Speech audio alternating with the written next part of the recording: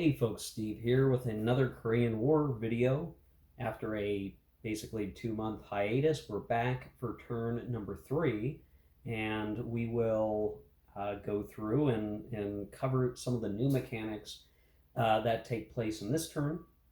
In future turns, we will more quickly go over these same steps, but my intention is to ensure that these videos get a little bit shorter and are a little more useful for you folks. So I'm definitely back at it here.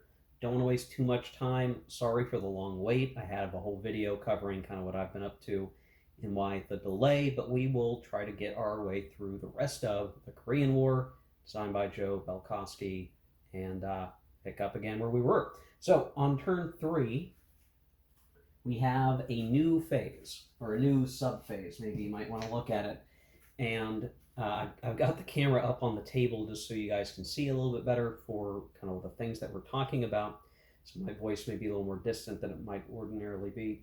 The thing I want to throw out here is that the political phase, we have the UN commitment segment, and the UN player, if you were playing this campaign scenario without the historical commitment optional rule, the UN player could opt to escalate or change some of those UN commitment levels. Because we're playing with the historical option, no real changes are occurring other than the US or the UN commitment is at level 2 for this turn. Then the very next part, which is going to be the new stuff, is the global tension segment. And this is representing basically the interaction of the strategic layer in terms of, do we see a World War III type of event, or at what point do things begin to drastically change over time? So the way that this works is that depending on where UN commitment is, mobilization, and intervention, we get a different total what they refer to as a destabilization value. I can speak, guys, I swear.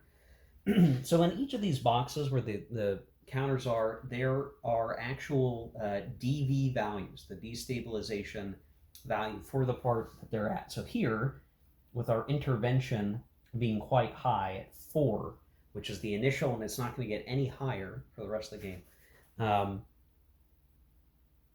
Oh, you guys can't even see that. I'm sorry. Let me fix that. 4 way over here. So I'm trying to get everything in one shot. It's a little difficult to do here. We have it at 4, which is a value of 16. Then we add the value for mobilization, which is at 1, which is 1. So that brings us up to 17. And then we have UN commitment, which is a 6 at its present level. Rules of engagement, I should say, of 2 is actually 6 points. So altogether, I believe that's going to be 23, which feels like a lot. And the way that we use that is the global tension table here. We look at the columns. So if we look and we say, okay, well, altogether, we are at 23. We're going to use the 23 to 26 table, which is right here. And then we would also look at some die roll modifiers. There's a few specific ones. They're listed here. They're also in the playbook. If the North Korean player had declared a Chinese invasion of Formosa, that would be a +1. If the North Korean player had obtained full Chinese intervention, that'd be a +1. If they had obtained Soviet intervention, that's a +1. If the UN player had declared nationalist Chinese intervention, that's a +1. And then there's a couple of modifiers for what turn we're on. So because this is turn 3, there's actually a -2 to the die roll. And given that none of the other modifiers apply, that's the die roll modifier we've got. So what we're going to do is we're going to roll the die, and then we'll -2 to it, and we'll cross-reference on the chart. All right, I rolled a 7. So a 7 -2 is a 5. A 5 is a 0. So the tension, the global tension, which is denoted up here, does not change. So this is good for the UN player. The UN player generally probably doesn't want the global tension to go up. And in this case, due to just a number of good factors here, uh, the tension will not rise this turn. Now, the historical UN commitment options here, just to keep in mind, like the intervention level will always be here, so we'll always have 16. The mobilization track will continue to rise, but it will only go up to 2. And that would give us a destabilization value of 3, so we'd be at 19. And then the rules of engagement will eventually reach the 3 box. And that won't be until turn 5, but then that's going to be another 12, so we get an increase for 6. So, ultimately, where we would have a little over 30. So, there's probably like a 50% chance without modifiers of raising global tension. So it's going to be interesting to see how close we get to, World War III in all these cases. Hopefully, the die rolls stay good for the UN player. I think that's what they're hoping for. Okay, so that is complete, that new action that we've not done before. And now we're going to start looking at the UN air phase. So I'm going to adjust the camera a little bit here and have you guys focus in on this UN theater display map. And of course, there's a big dumb glare on this. I don't know if I'm going to be able to fix that. That's probably the best I'm going to get it. This is kind of a dead pile for North Koreans. So we have an UN air theater map,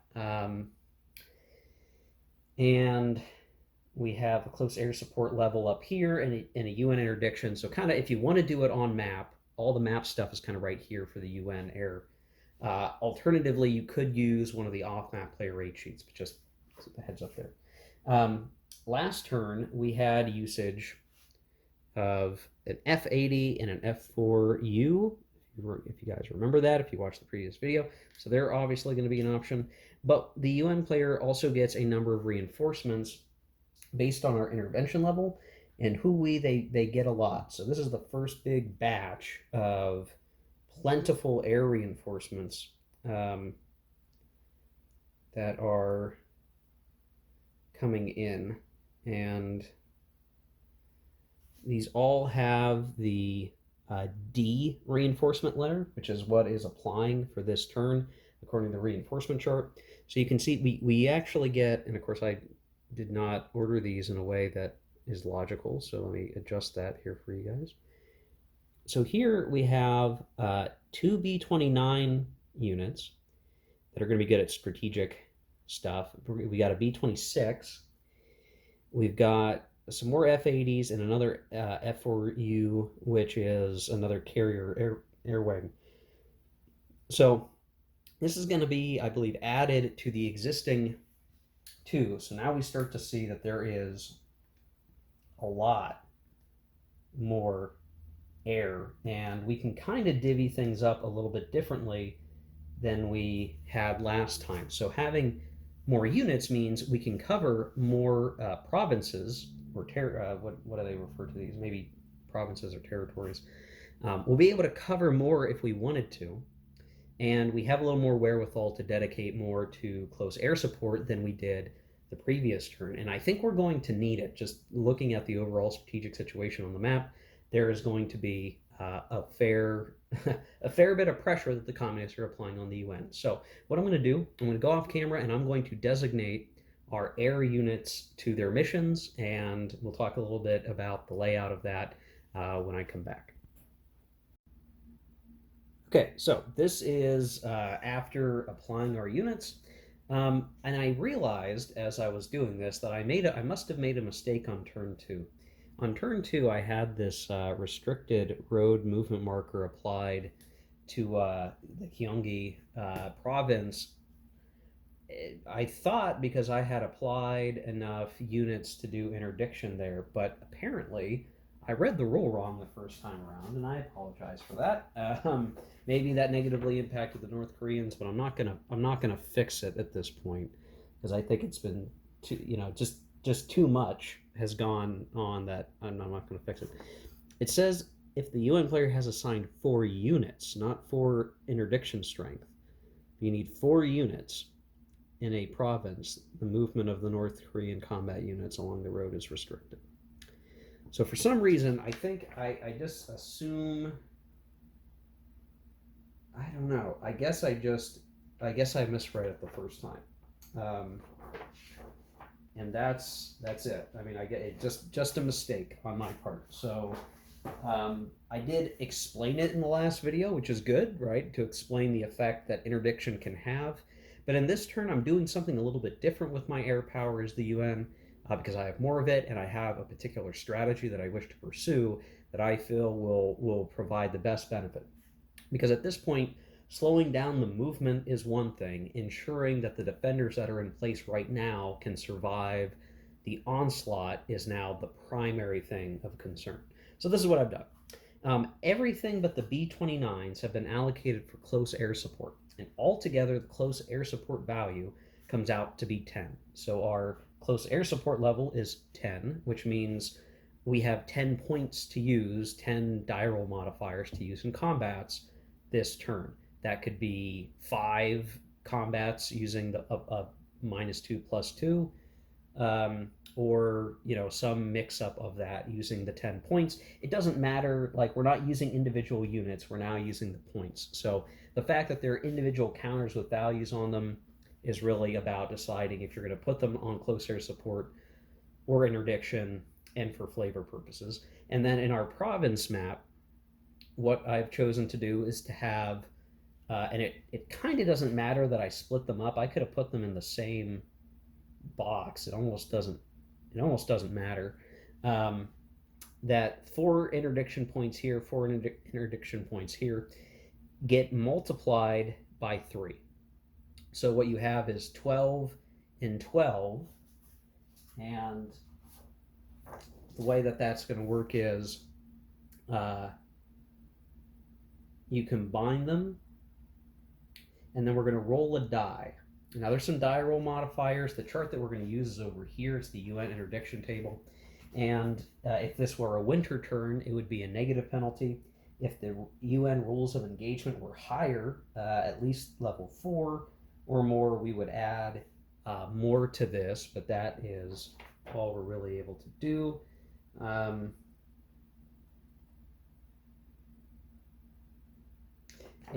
we're going to roll to see what our interdiction level is. So I rolled an 8, and there is no real modifier to this. And when I look at the, so again, 12 plus 12 is 24. So we're on the 18 to 29 column. This gives us an interdiction level of 4. So I'm going to move the interdiction level here on this chart to 4. So what does that do for us? Well, we're not going to be doing any road interdiction this time. We could have at the sacrifice of some of our close air support, and I did not want to do that. And the way that the rule is supposed to work, again, 4 air units with an interdiction value of at least 1, all in one province, and then that's going to cause that province to have restricted road movement. I could not have done it last turn, even though I did as an error, because I only had 2 air units anyway. Just couldn't have done it. So what does the interdiction value of 4 do? Well, it means that during the depot supply level segment, which is coming up in the forthcoming action phases, and this is something we have not yet done because we've not had to deal with the supply depots yet in this game. That starts this turn on turn 3. The North Korean player must subtract the interdiction level, which is 4, from all depot table die rolls. And so the look at this is it makes more sense to do this interdiction back here where the supply lines of the North Koreans are most developed. So it's why the values up here are like times 5, times 3, times 3, times 5. These are just times 3, and then you get down to these times 1, because it's just, in their own territory, they're getting better supply. So if we're hitting them here, then we're impacting their supply more than if we were just hitting right behind them, I guess is the thinking. Like there's more throughput through these provinces. I guess is the angle that we would look at for that. So that is it for that, and we're now able to move past the UN air phase. We do have a UN FEC enhancement phase. So this is also new. So on turns 3 and 4, the UN player can enhance one Far East Command FEC division per turn. On turns 5 or later, we can do 2. I think in this case, because we're just going to do the 1, I do need to see which one makes the most sense. So let me go off camera and we'll show the replacement and what that looks like. Okay, so here's how I think we're going to do the FEC enhancement, guys. So this is the region south of Seoul. So here's the predicament I find myself in. This is a dangerous stack of North Koreans facing off against a poor lone regiment who's almost assuredly going to be removed in the next combat. However, if I replace just him, that's going to be our replacement. We're going to replace one regiment for a slightly stronger regiment. And they're not that much stronger, to be honest. And I do not think it will save that unit, and we will have wasted our upgrade. So what I'm going to do instead is upgrade this guy. So this is the unit that we're bringing in. So we're going to replace the whole division, because that's the whole unit we can pick. And you can see, and what's nice is there are unit designations that are equivalent. So this is the 25th Division. This is the 25th Division, just the non-FEC version. So just looking at the difference, right, you can see a pretty significant difference in the capability in strength, 12 to 20, 7 to 11. The anti-tank even gets an upgrade from 4 to 6. Which to me is all pretty solid in terms of an upgrade. So we certainly like that. And so how this works is, this he's basically in supply, or he's not surrounded by enemies. We simply replace him in place, and then this guy kind of just goes out of the game effectively. So that's it. On future turns, we'll do similar things to swap out the sort of white NATO symbol FEC units that are weaker. A relatively simple process, not much to do there. Okay, so moving through the sequence of play, we would normally have the UN Amphibious capacity phase. This is based on mobilization, which has not changed from turn 2 to 3, which means the UN will have one amphibious capacity that can be used to move units from the FEC GHQ reserve box if we were going to have any, and I don't think this turn, well, maybe for the second action phase, we'll have to see. The first action phase we won't. After that we get into what I just said, the first action phase. So we have reinforcements, and I've already done a lot of that off camera. So the North Koreans did successfully roll 4 reinforcements. They have a brand new division that was put into Pyongyang, or deployed in Pyongyang. And then the South Koreans failed to get an additional regiment, so bummer for them. And then the UN does get a few reinforcements based on our, escalation level or intervention level. And so they normally start in the UN GHQ reserve box, and then we can deploy them. I'm going to move the camera back here for a second so we can talk a little bit about what actually came in. So I ended up putting these guys, deploying them into Busan, but I want you to see there is a infantry regiment, and then there is a Marine regiment. And along with them in the reinforcement pile were 2 armor assets. A regiment can have 1 armor asset, a division can have up to 3 assets attached to it.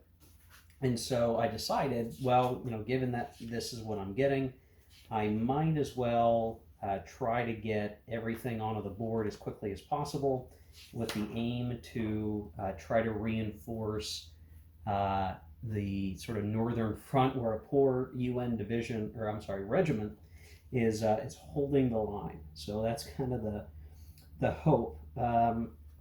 So they both so this armor is attached to this infantry. This armor is attached to that marine uh, regiment, and both of these came into Poisson. The stacking limit is up to 3 regiments. So the 2 regiments, though they are different um, unit types, I guess you could say. I mean, they're both UN units, but one's a marine, one's an infantry, and their associated assets can stack together in Poisson. So that is where they have gone. So that's the deployment segment, and now we get to a new segment of the game that will be in place for the rest of the game. So displaying this and talking through it will be important, but keep in mind that the previous turns we did not have to do that by special rule. For the rest of the game, we are now going to be working within the game's supply depot rules, which, to be honest, I think they're a little clunky, or maybe convoluted's the right word. I don't know. There's a lot of weird little sub actions that we need to walk through to get this right. So I want to be careful and explain it along the way, and keeping in mind that the interdiction stuff that we did before will factor into what we do here. So um, so the way that this works in terms of the action phase, and we will do this in both action phases. So twice a turn, we're gonna do this action. The North Korean player is going to place depots on the map or adjust the depot values that are already on the map, and then the UN player will do the same. At the end of the segment, the maximum combined depot value of a player's depot is 3. So this is going to be just something generally to keep in mind, that you're either going to have 3 1-value depots, a 2 and a 1, or maybe 1 3. And I can only imagine what weird circumstances would you have a single 3. I guess. I mean, maybe it's conceivable. I don't know. So let me try to find a good place on the map for us to kind of talk through this, and we'll walk this through very carefully. Okay, so we're going to cover the next couple of segments very quickly, but I will try to explain what I've done. So the first series of steps here, as it relates to all the supply and depot, starts with the depot placement segment. So again, you can place basically 3 depot levels somewhere on the map. And I'm going to show the UN first, because the UN is basically operating around this part of the map, or will consistently be doing so for a while. I've just thrown a 3 depot in Taegu. So that is all of our depot strength in one place as just a 3. The important thing you should think about, even though this is kind of skipping ahead, is thinking about how far away your units are from a depot, so that you know where to place them. Because what you want are your combat units to be in what's considered a primary supply range, which is basically within 12 movement points. If you're between 12 and 25, that's sort of like secondary supply range, or command range, I should say, and then beyond 25 is kind of the worst level. If they're in primary, meaning within 12 movement points, they're going to get the most benefit, kind of no matter what supply levels are there beyond the location of the depot. So when you're thinking about placing them, you certainly want them to be within 12 movement points of where you think you're going to have a lot of combat activity. So that's sort of to me, like rule number 1, but you don't necessarily understand that unless you go through the further steps that we'll get to. But just there's that logic. And most of all of the primary UN units are within 12 movement points or less of that spot. So to me, that's perfect. All of our depots, all of our depot logistics, you could consider it, is concentrated here, which is stronger. The higher your depot level, the better chance that you're going to have more supply points to be able to use at that depot. So there is sort of a function, like if you're too spread out, it's very likely that unless you're operating in your own controlled territory, like the North Koreans near the Chinese border, you're not going to get many supply points. So the Allies are basically going off of a concentrated effort strategy. The next thing that you would do in the next segment, and I'm going to sort of skip ahead a little bit just because I have the camera on the UN, is you're going to use the depot table on the player aid sheet to determine how many supply points you're going to have to spend in the future segment. So this is technically the depot placement. There's a depot status, which just is this an isolated depot. Right now that wouldn't matter. And so now we're looking at the depot supply segment. And in this case, there are, it's going to be hard to get on camera. There are some special columns here. So UN game turn 3 and 4 that you roll on this depot table. There are copies of this table on the map. I'm not going to show that right here. But the main thing is you're basically going to roll for each depot. You're going to use the sub column here. So there's a column for the value, the depot value. So that's a 3 on game turn 3. Port is irrelevant. We're going to roll a die, and depending on what we roll, we're going to get some number of supply points. So in this case, I actually rolled lucky. I did this off camera. I rolled a 9, which means we get 2 supply points for the depot. And I'm placing the 2 supply points there. That is the maximum we could have gotten this turn. It is more likely we could have gotten 1 or 0. This will be very helpful for the UN player to have 2 supply. We'll kind of talk about how when we start talking about the depot or the supply point expenditure segment, which is right before the action actually starts for the action phase. But so far, so good for the UN. Now, the North Koreans are in a kind of a slightly different situation. So I'm going to see, I don't think I'm going to be able to get both on camera without some finagling. There we go. That kind of works. There's a bit of a glare, guys. I apologize. So one is I put a level 1 depot over here to kind of help push over here, but I think it's going to be very difficult. It's hard to get supply through down this way. That's just a part of it. And then we had a 2 level depot right here, and I made sure it was in the Gyeonggi province. You guys can't read that because of the glare, but it's in the province that Seoul is in, which is Gyeonggi, as opposed to Chongcheong, which is here, because just like we had for the UN depot table on the North Korean, what matters is the level of the depot, in this case a 2, and then what province. And generally speaking, for both of these charts, if you're off onto the left columns, supply will be better. The further you are over to the right, the less good. I'll say, well, maybe it's reversed for...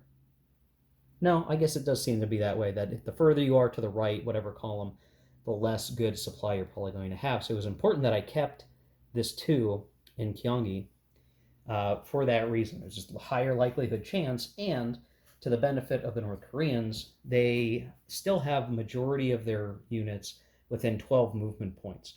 So, and will likely stay that way where it's going to matter, at least for this action phase. So these guys are all nearby. They're going to head down this way. This guy and then these guys down here are all going to be within those 12 movement points, at least to start with, for supply expenditure. So they should be good for this action phase, and then on the second action phase, we'll kind of manipulate where things are at that point to get a better advantage. But when I rolled the die, what we had to do is, we did incorporate the province, the depot level, and then we had the U.S. interdiction level that we had to accommodate, right? Remember, we set up those planes, and we had a -4 to the die roll, and I ended up rolling a 4, which was a 0, but a 0 on a 2 depot, and Gyeonggi is a 1. So the North Koreans got 1 supply point.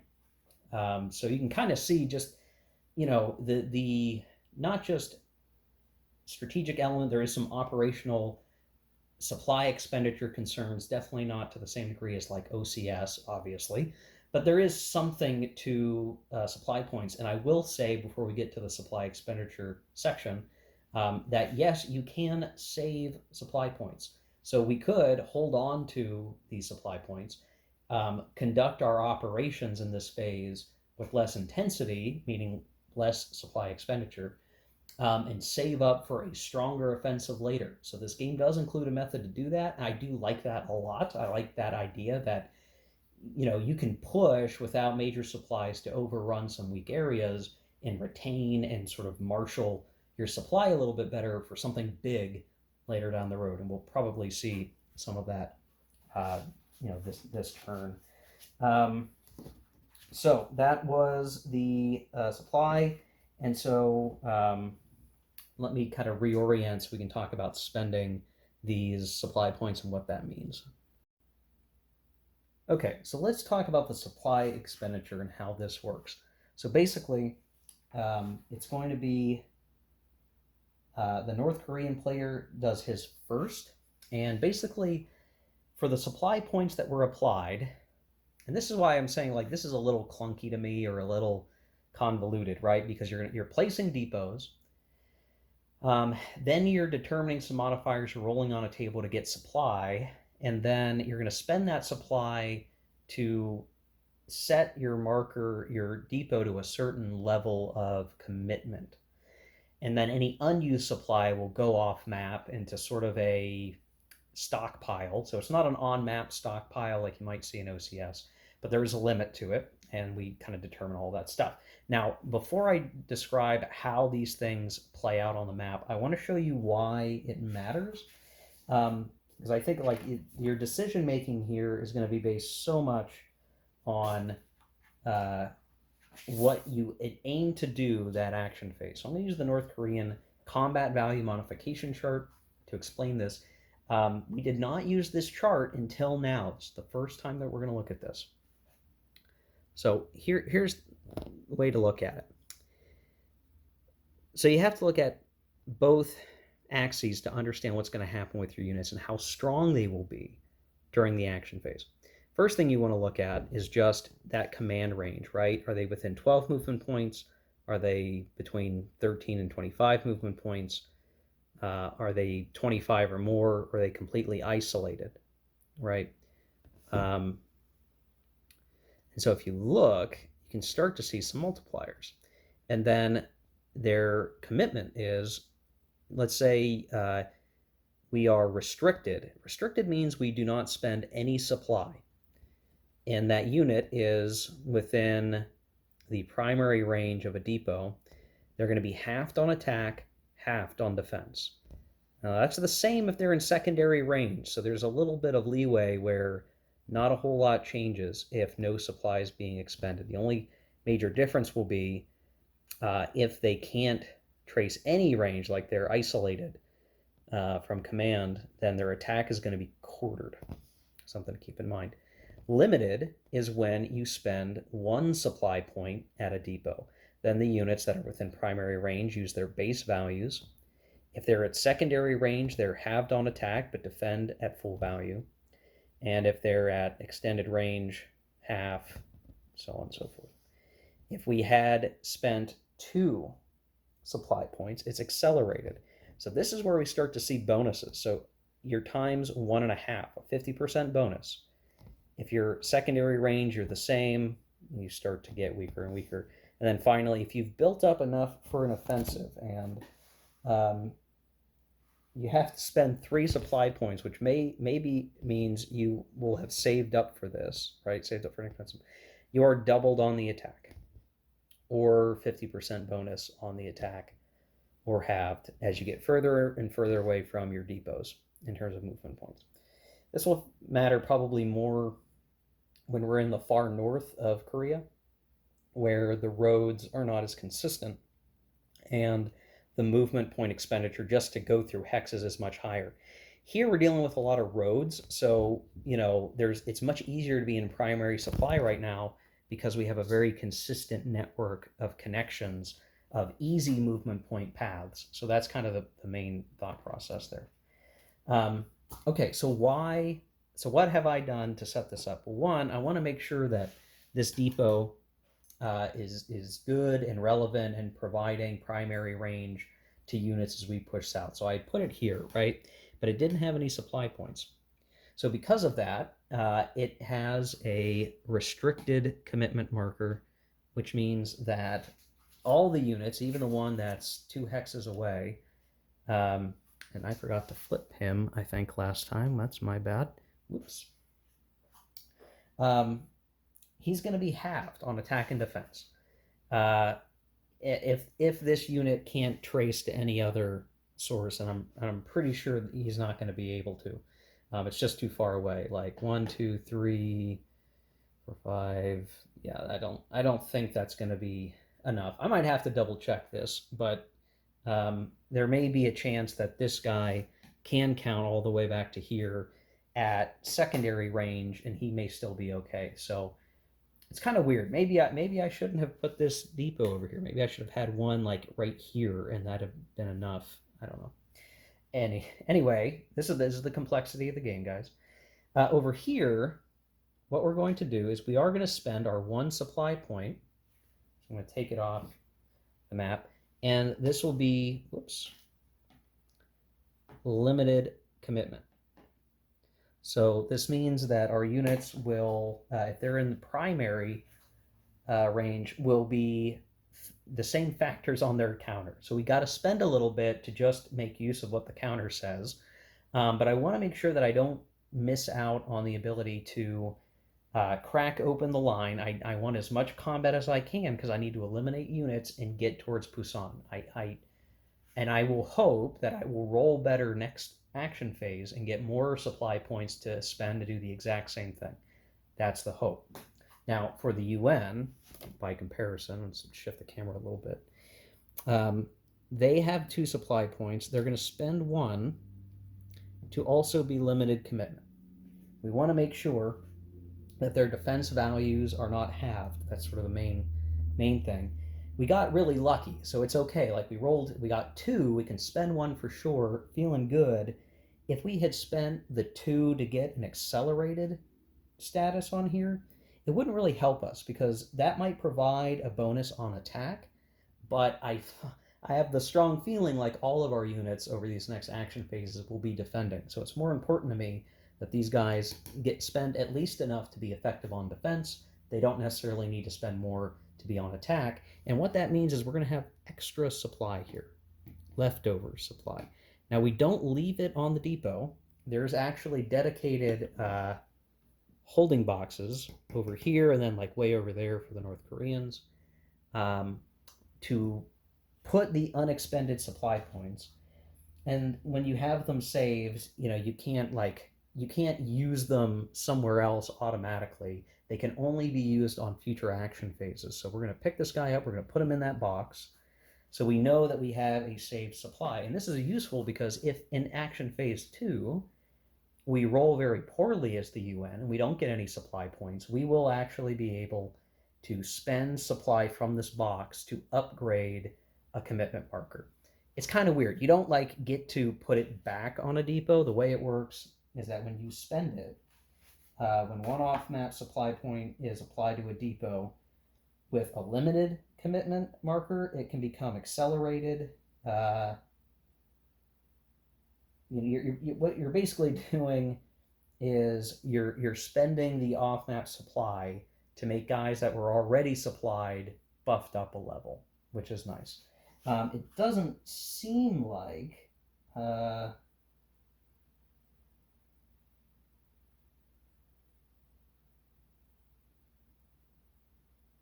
I'm trying to see does this mean we can't spend something? Let's see here.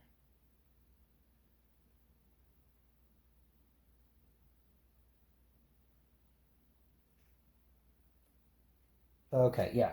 I need to make sure you cannot spend supply to make a restricted guy go up. So if the North Koreans going into next action phase had an extra one, they couldn't turn this restricted commitment into a limited commitment.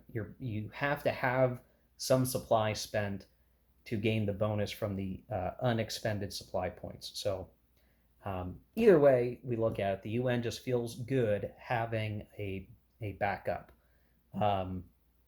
effectively. So now you guys understand why future combats in this campaign will take a little bit more time to calculate, because now instead of it just being a comparison of their attack and defense values, you do have to see, does this, where can this unit trace to for its command?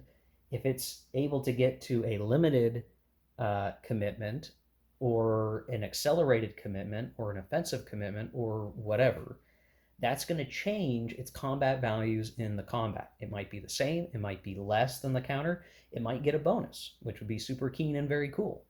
But you'll have to do that extra multiplication at times, or at least double check before you start doing all the other sort of odds determination, die rolling stuff, because those values will matter. That combat modification will happen all the time now because the depots are now in play. Um, so now the next thing that we're going to look at is initiative. So I'm trying to see, like, is there a good place on the map where we're supposed to keep track of this stuff? I don't see it. Yeah, I don't see it. Initiative, initiative, initiative. I guess there's not a good place for it. So now we're doing the initiative levels, and basically what this is, I'm sure there's a box somewhere, and I'm just not seeing it. Oh, aye, guys, it's here, in reverse for the UN. Okay. It also happened I needed a sneeze right there, so I took a cut. Okay, so the initiative level. So basically, it's directly tied to how many supply points were spent. Not the number that we got, but it's the number expended by the depot. So if the UN player had decided to burn that extra supply, we'd have a better initiative level and would actually, well, let me think about this for a second. Do we want initiative? I think they do want initiative. I think in this case we definitely, yeah, never mind. We're spending this supply, guys. We're doing it. So I need a different commitment marker. Not that it really matters. But we're going to do it, and so you guys will understand why strategically. The reason why we're going to do this is it means that we spent 2 supply, which means our initiative is 2, and the North Koreans spent 1, which means their initiative level is 1. So what does that mean for the rest of the turn? Well, it means the player with the higher initiative level has initiative for the remainder of the phase. And that's critically important, I think, right now, because the UN player is suffering under a pretty nasty combat. And we want to make sure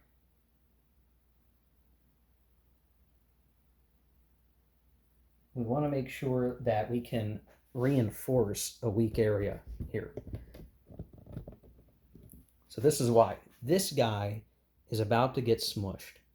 And we can very easily, I think, get some of our new reinforcements and plug this up. Because if these guys bust through here, they're going to start to sail down this road right down to Busan. And we need to put something in those guys' way. And I think we have just enough units to do it. I think we can get there and make a difference. So I definitely want to try doing that. Trying to see if there's anything else that matters for that. No, I think that's it. So yeah, we are going to spend that supply point, and we're going to make sure that the U.S. player has initiative, which will mean they should get the first opportunity to start the operations phase and get some reinforcements where they need it. I think that's the right move here, guys. So let me take a quick cut here, and we'll sort of get oriented, and I'll start running through the action phase. Okay, guys, we're going to start with the UN action, starting off the operations phase. I am going to move pretty quickly for this, but I just want to hit a couple of things. So I rolled the die for initiative. So here we're using the initiative table, and because the UN actually is on the 2 column, which is the best column they've had all game, I rolled well with an 8, which means they get 3 operations before the North Koreans get to go. And so here it's like the strategic situation in terms of, what can we do? Where are we at? What do we want to try to achieve? Well, Here, I think we're okay. I think we're safe there for the moment. I do think we need to get some of these guys up to here if we can. That seems to be the greatest need. And when I look at how far away they are, I can't remember if rivers matter.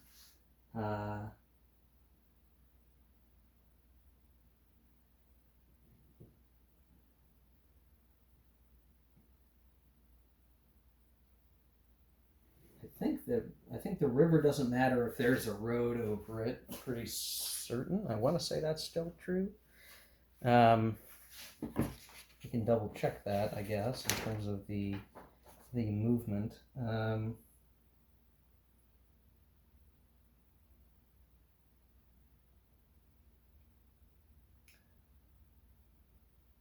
Yeah, okay. Yeah, the road laws. So we'd have to go, let's say one, two, three, 4, 5, 6, 7, 8, 9, 10 and a half to get up into this hex. But I think we need to try to do that. Almost certainly we're going to need to do that. So I think what we're going to do is we're going to spend 2 of our actions, and we're going to bring, well, we'll spend 1 at least, and we'll get this guy up to here. So now there's 6 defending in a rough hex with armor, pretty strong armor too, actually, better than the North Korean armor. And then I think what we'll do is, well, see, this is tricky. I want to be careful of where we end up and where we can get to.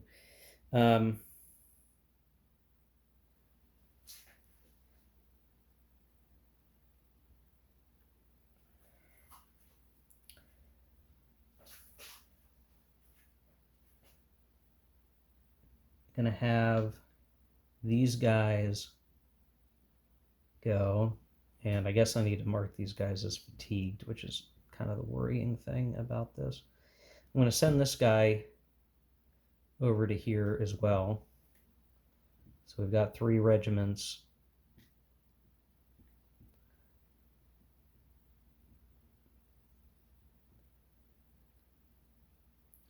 And then for our third, I guess you guys couldn't see that, I'm sorry.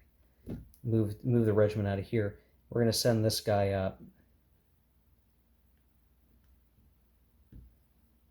And, you know, I think the critical thing is, because he went 1, 2, he still has 2 action points left, and we could actually try to attack. And, you know, I kind of like the idea of trying, just to see what happens with it. I'm a little nervous about the position of this division because I feel like these guys could come through. It's entirely possible that they will, but it might be fun to try to see, you know, how this plays out, with the Americans on the offensive a little bit, because anything we do to harm these guys will help. So I think it makes sense to try. And so that was, yeah, 1, 2, 3 action, third action point. He has 2 actions left, so we could do a bonus combat or a powered up combat. And I think it's worth a shot. So there's no armor involved. So this would be an intensive attack. He is within primary range because he only has to count back to here, so that's easy. That's with an accelerated marker, which is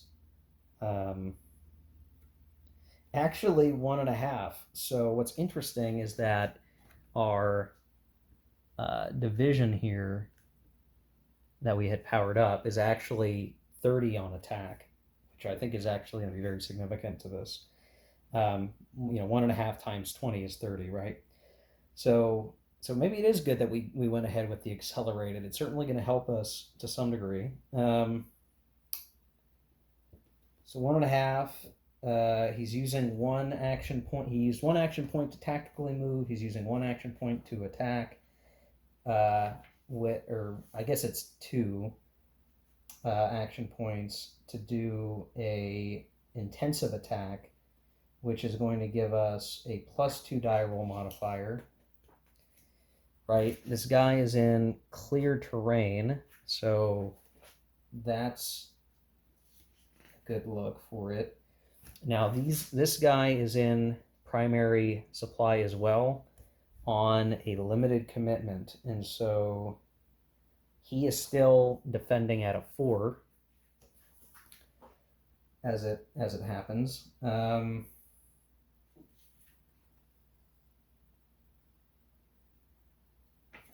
See what other bonuses might matter here. Do we want to throw in close air support? I don't think we want to waste it. I think we've got enough right now, but we shouldn't need. We want to use our close air support on defense for the rest of the turn, I think. So I don't think there's any value in trying to make that work. Naval support doesn't matter. Defender's terrain doesn't matter.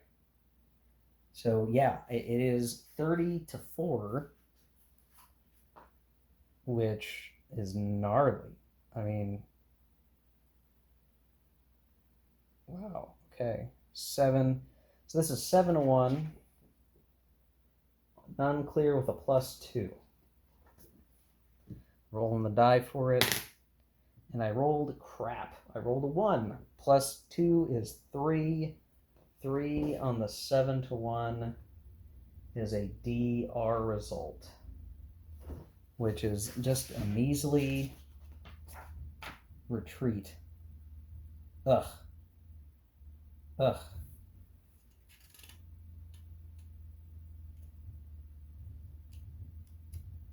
Is there anything that we can do to make that better? It's too late. The DR. Dang.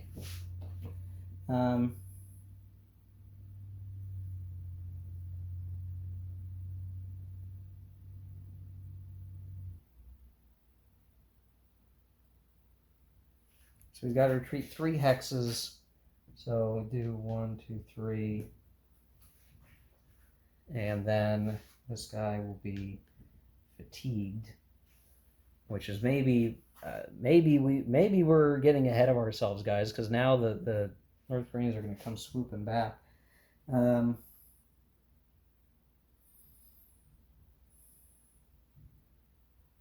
Geez. Okay.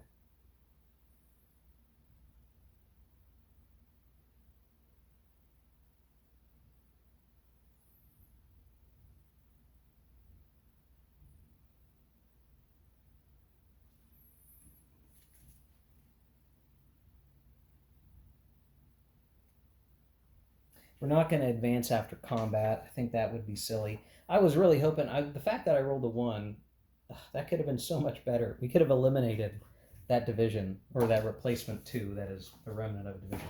But we didn't get it, which really sucks. I took a gamble here. What I was going to do is spend all my action points getting these guys up in here, maybe even entrenching. And instead I got a little greedy, but maybe this will make up for the fact that I accidentally interdicted the North Korean movement on turn 2. Okay, so so much for that.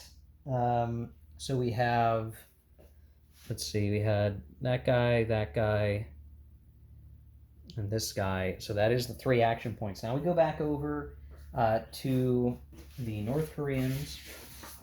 They're in a similar situation where they're going to be using their initiative table, but they're only going to be rolling on the 1 column here, which means they're probably not going to get a very good roll, but we'll see what we get. I rolled a 1, which gives them 1 action point. So they can basically move 1 unit and do something. I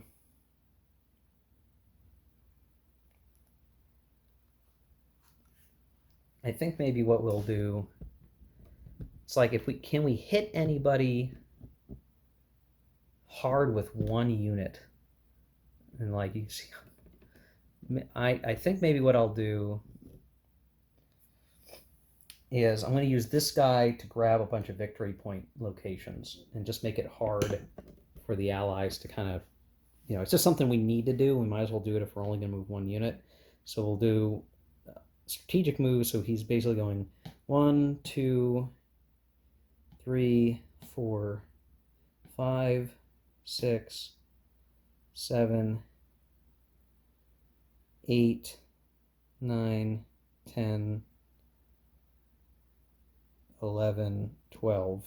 That he will have taken all of these locations is what we're going to do. Let me take care of that off camera. Okay, you guys can see by virtue of taking a port, we get a garrison, and he kind of just snaked around this way just to grab these cities so that we deprive the UN player of victory points, and then this guy will continue this way on the next activation phase. But that was it. That was the one action on the North Koreans. We'll go back to the UN player, and I rolled a 3 this time, which is just a 1 value. And I think what I want to do is I'm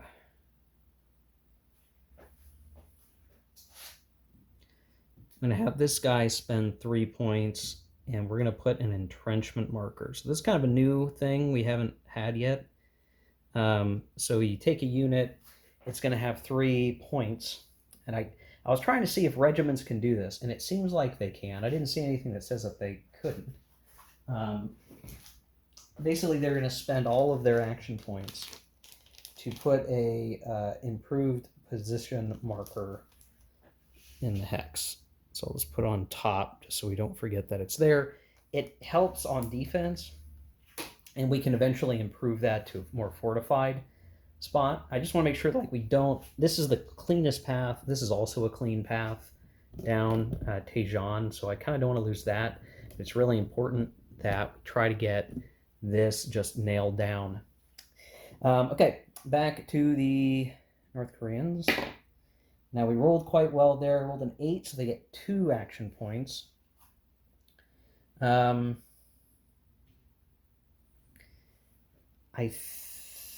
think what we'll do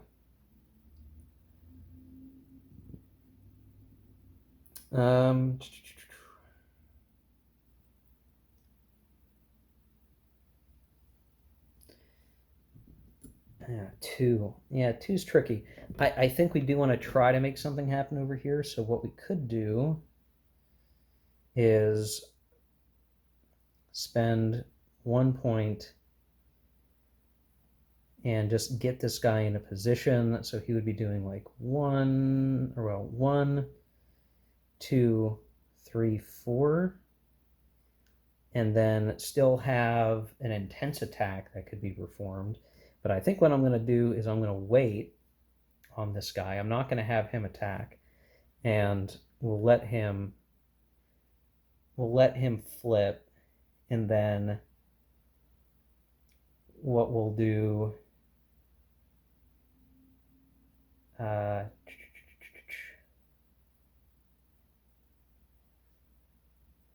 want to make sure I can do this. I said I wouldn't do this sort of thing anymore, guys. I'm sorry.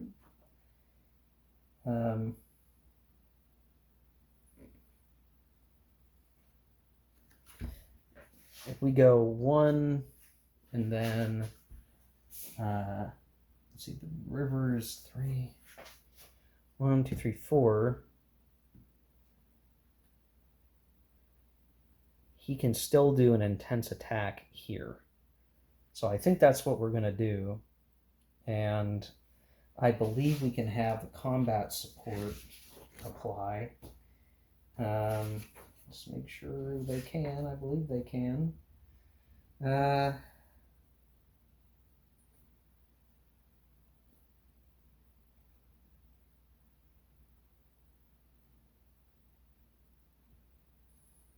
Yes, so he can participate in the attack. We could have tried just an attack here to here, but I want this to be an overwhelming attack without any risk to step losses. And maybe that's a silly move. I don't know. But I want this to be a strong offensive. So these guys will attack that way. I still think everybody's in primary command. So 1, 2, 3, 4. 1, 2, 3, 4, 6, 7, 8, 11. Ooh, maybe this guy actually won't be in primary supply. That's what I don't. That's what I'm concerned about. This is where the supply stuff gets you. So he's going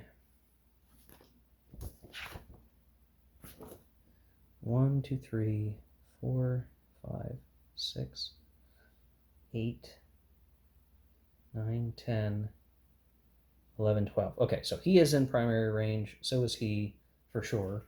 Comparatively speaking, I think he's just fine because it's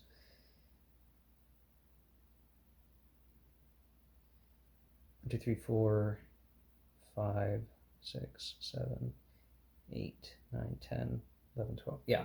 So these guys are both in primary supply, only just barely. And it's going to be an intense attack. And do we have any armor here? We don't, but it is a city. So that might be a challenge here for them.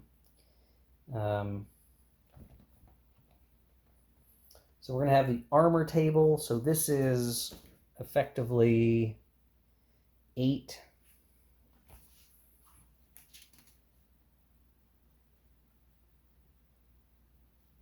And just to be clear, because this is a limited offensive, these guys are just using their default. So it's 18, but they're going to do the armor. So it's 8 to 5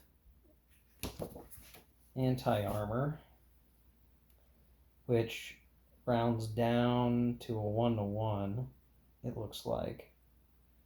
And we're going to have a -1 of the die roll because the units are occupying a city hex. Though it's a city hex in clear terrain. So we'll roll that. We'll see what we get. 1, 1, 3 is nothing. So the armor does not help this combat at all. That's a concern. And so this would be 18 to 10, which is not even 2 to 1. Maybe this was a dumb idea. Jesus. It's not even 2 to 1. That's just 1 to 1.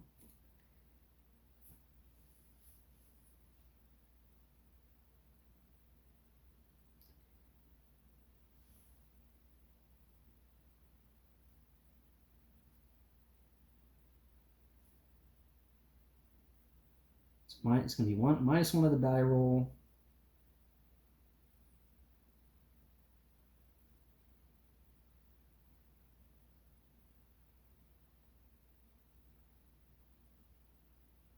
But it's an intense attack. So it's a net +1 of the die roll, but the allies could spend 2 of their air points, because I think this is an important city to kind of hold on to, because it plugs a pretty big gap that goes to Pusan. It's a net -1 on the 1-to-1 chart, so I don't think this is going to go very well. I rolled high. I got a 7, but a 7 is a no result. So these guys are done, and Tejan holds, though supply could be a problem due to Zox. And maybe I should have, maybe I needed to look at that, because, well, so it would have been a 7.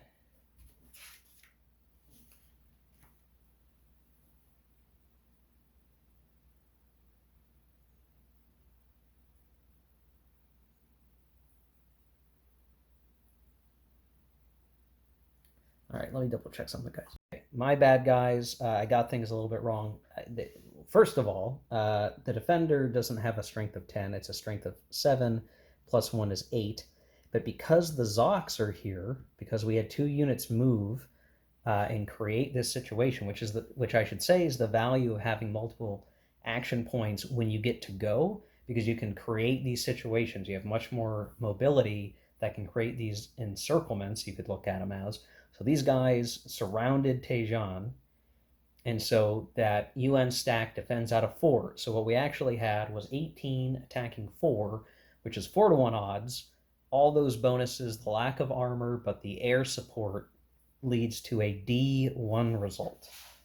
A D1 result. And I think what I want to see is, can I take Task Force Smith as the 1 loss and keep the division in place? I would really like to, right? I feel like I would much prefer that, but I'm not sure I'm going to be able to get away with it.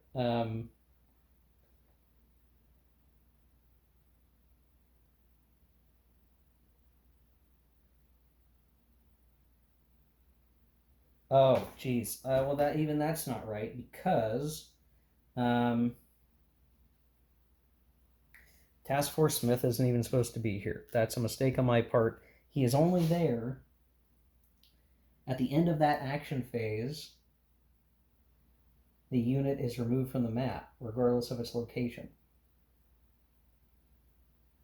So maybe I should have removed this guy much earlier, but I didn't.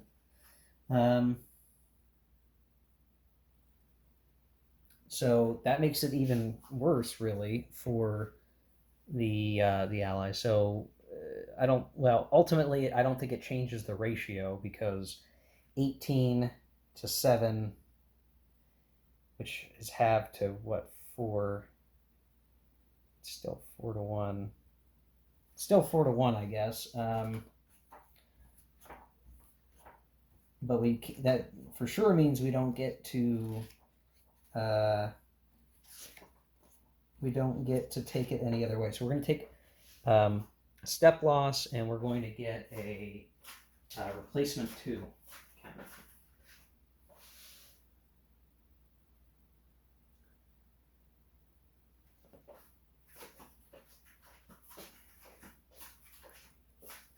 So this guy,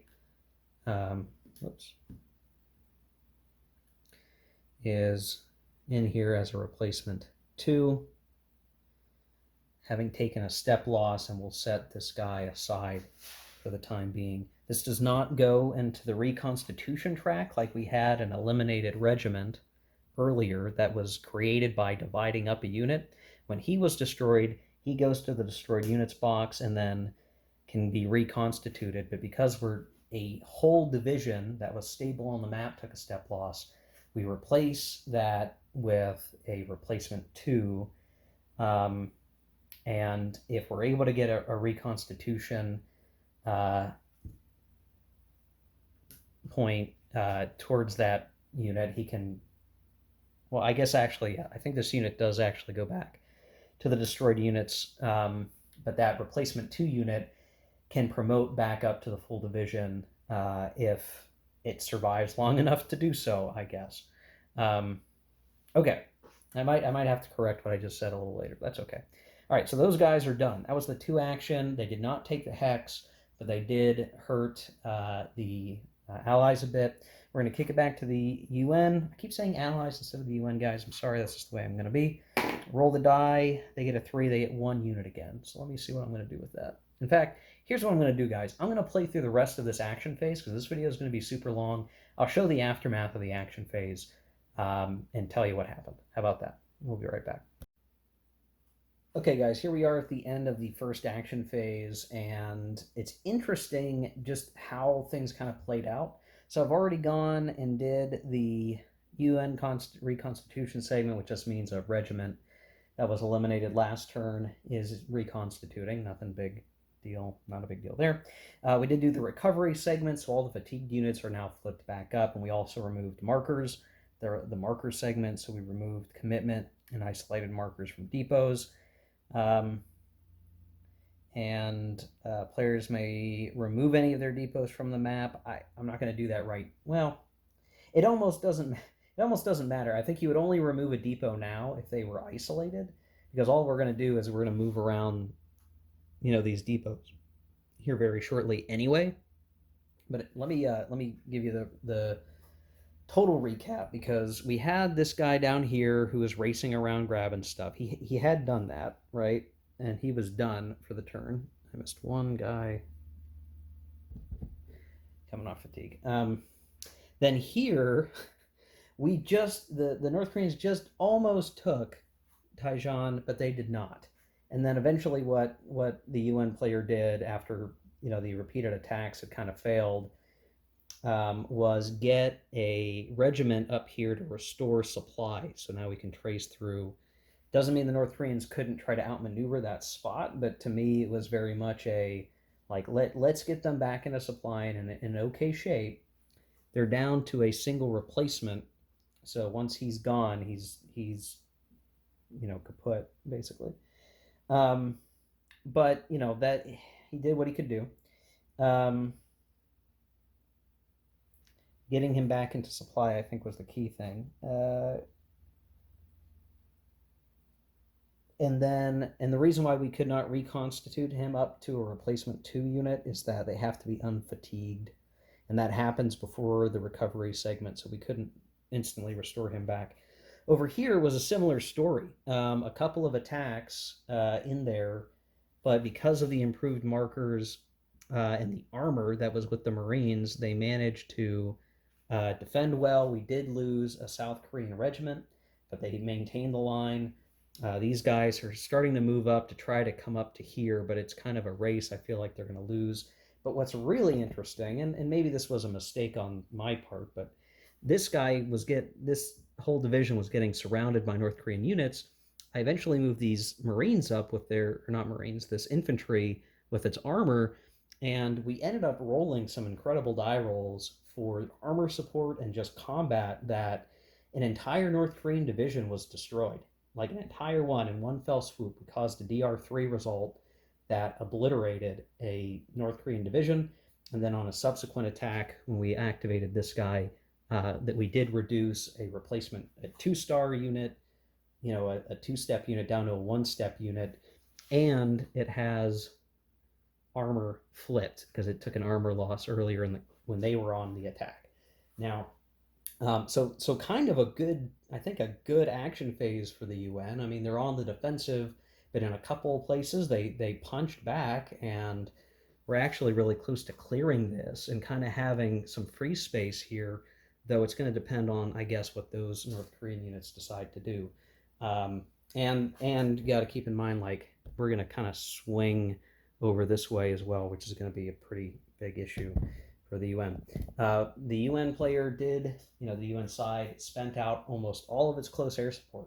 We only have 2 points left. We used 8 across all of these combats. When I was on the attack, I did not use them, but there were enough defenses where we needed to throw in that close air support to offset the intensive or all-out attacks that the North Koreans were conducting. So it was near run kind of thing. And then the one other thing that occurred is that the reinforcement unit has been running down to Seoul to try to regroup and tag up with other folks.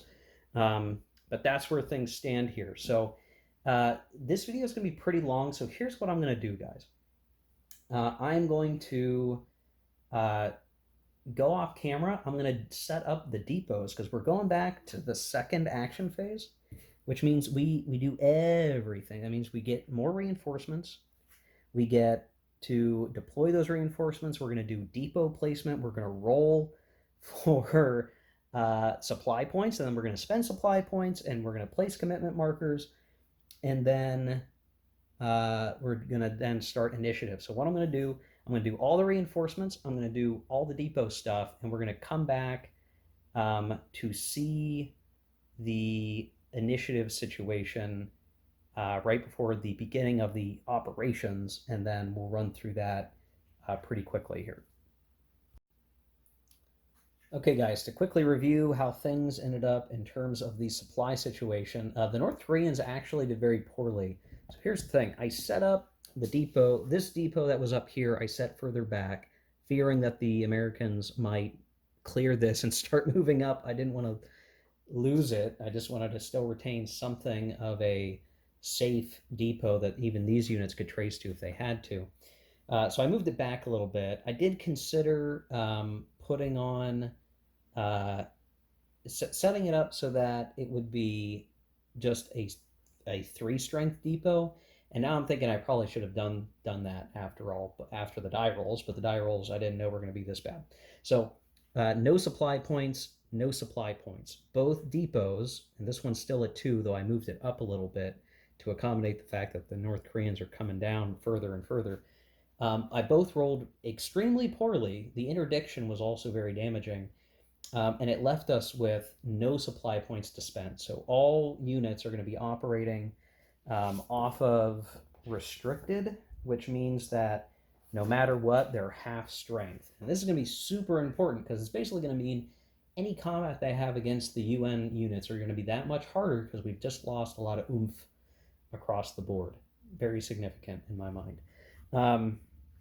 Okay, so besides that, the UN player didn't roll very well either, but they got enough to get 1 supply point, and so their depot is in limited commitment, which means that in terms of the initiative, the UN can have a sigh of relief. I really thought they were going to not get this. They have successfully gotten initiative, so they're going to get first move. Whatever they want to do with that first move, remains to be seen, but we're at least going to have the first move. In terms of the reinforcements, I should mention, the North Koreans did get both a new division and a new armor unit. Those started in Wonsan, and they'll be coming down the East Coast. The South Koreans failed to generate a new regiment, but the UN player did drop over here a division with 2 armor assets into Busan, and then we'll probably use our amphibious capacity to bring in a regiment and another armor unit, because we have a couple more reinforcements. They're not super strong, but they will be handy, and I want to bring this guy in some point during the turn. That is a distinct action. It uses an operations point, and it uses our 1 amphibious capacity that we get for the turn. But that'll just help ship more guys in effectively. I need to start thinking about like what's it going to look like when I want to build up to do the Incheon invasion, right? And I even should be thinking about like, what do I do to keep the Incheon invasion from happening? So I may start to figure that out this turn. Do I attempt to create a bulwark around Seoul and just make the Incheon invasion super hard, right? I don't know. That's one of those things with Korean war games that the invasion's coming somehow, right? Like there's no way. You got to deal with weird, dumb special rules to make you dumb to ignore it. This game doesn't necessarily have a whole lot of that. Anyway, so we're going to get into the operations phase, and I think just to get expediting through things, you guys have seen enough of the combat, right? Terrain matters, the armor die roll will matter, the application of air matters, and of course now the supply effect matters. And for this combat phase, or the rest of this operations phase, you got to remember all of the North Korean units at their best will be halved on attack, halved on defense values, and that applies to armor assets as well. The UN player will, broadly speaking, likely be able to keep most guys at full strength on defense. Counterattacking may be a bit limited, but they should be relatively okay. So I think that's how we're going to roll. So I will show you guys the aftermath of the operations phase. I don't see the need to walk you guys through each and everything now. You should have seen enough of the combat examples to have a pretty good feel for the combat system, and this will enable me to make these videos much shorter, where we're only going to be showing the new stuff. It should go by much, much faster. So we'll be right back with the aftermath of the rest of the operations phase. Okay, hey folks, here we are at the end of the turn. I've gone ahead and just completed the rest of the activities. And it's a very interesting game position. And in fact, I actually forgot to move one guy. 1, 2, 3, 4, 5, 6. Just do that. This is where I intended him to go. Okay. And refresh. Okay, so here's where we're at, guys. We're kind of in an interesting position. Um, at the end of August 1950, the North Koreans, have taken Taiwan. So that is gone.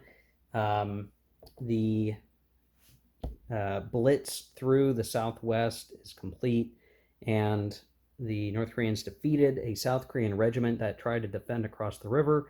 But the Americans have now put some of their recent uh, reinforcements over there. I may actually pull this regiment with armor off over here instead, because that this division may be enough, especially if we get the FEC enhancement. He should be a match for this North Korean division, though it does have armor, and I'd have to transfer the armor from the regiment, and that takes some time. It's not. I don't think it's super easy.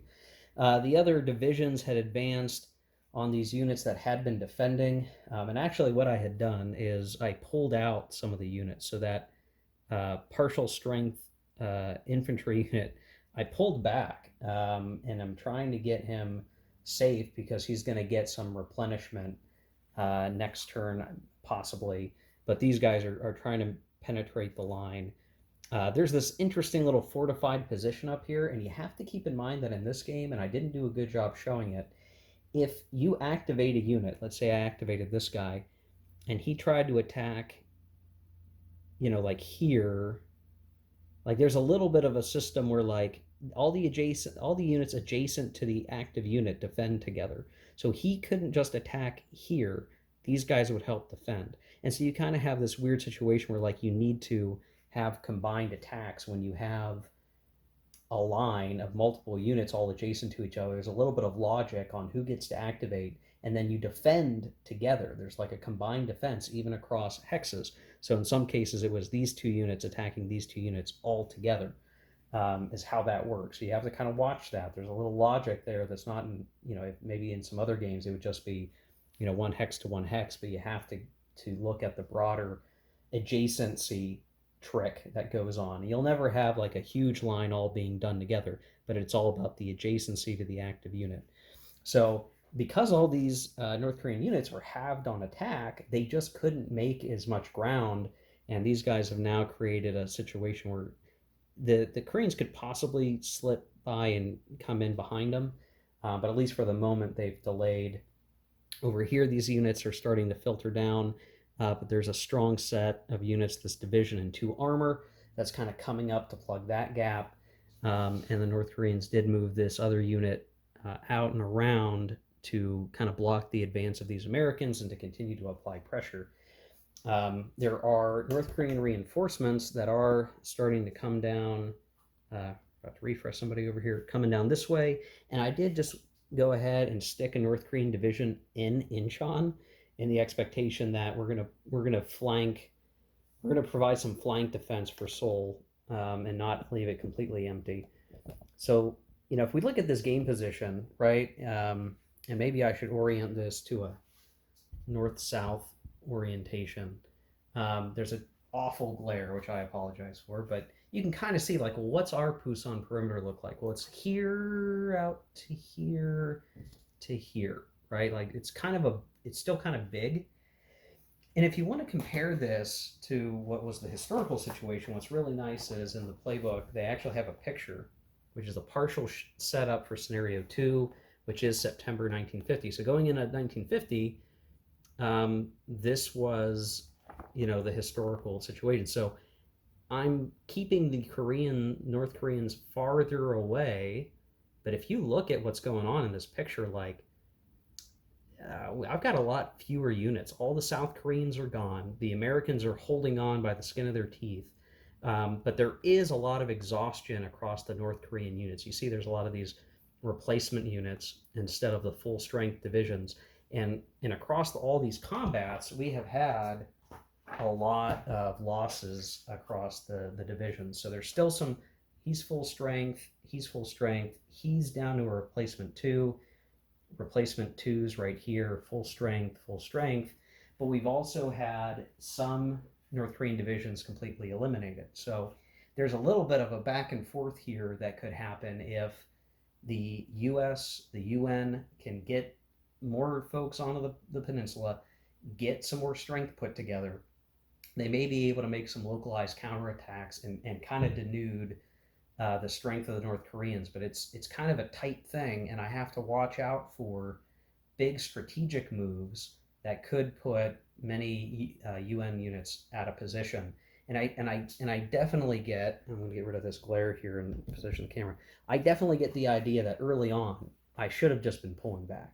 Should have been pulling back, not letting the South Korean regiments get destroyed, turn them into South Korean divisions, which are going to be much hardier and more difficult to destroy and have more staying power. But instead, basically, there's a handful of South Korean divisions left on the map, or I'm sorry, South Korean regiments that can barely hold up, and it's really now relying almost entirely on U.S. divisions, of which there are a few on the map, but at this point now there's some replacement U.S. units here.